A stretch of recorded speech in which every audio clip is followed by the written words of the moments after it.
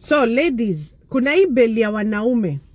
Kuna hii beli ya wanaume na hawakuangi wengi sana. Huyo mwanaume akiwa mbele ya mabeshte zao, yeye ni yule anakuanga anasikizanga tu. Anasikia Jonte akisema, mimi Jo. Hai mimi. Nitoe mtoto napi mimi. Yeye hata comment juu mabeshte zake anawaangalia tu. Mtu wangu. Mtu wangu aniache aende out, aniachie mkidi.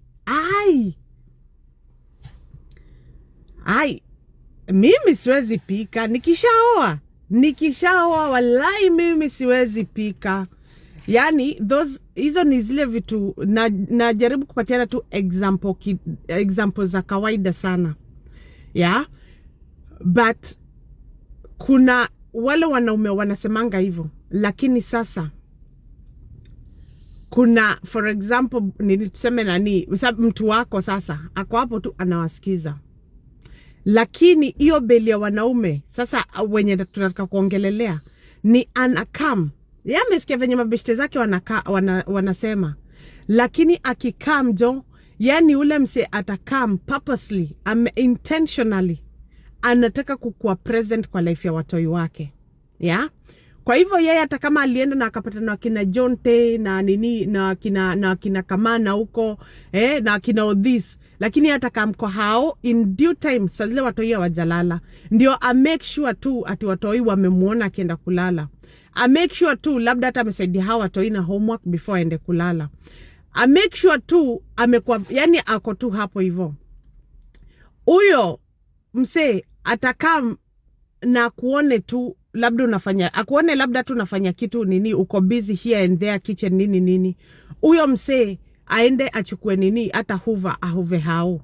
Yani uone tu kuna kitu anafanya around. Yeah? Let's clap for your bill ya wanaume. Wacha to clap for that bill. And may God bless you. Na nyinyi wanawake wenye mko na hiyo bill mali safi. Hiyo bill inatakanga kusaidia. Wacha nikuambie. To sustain it.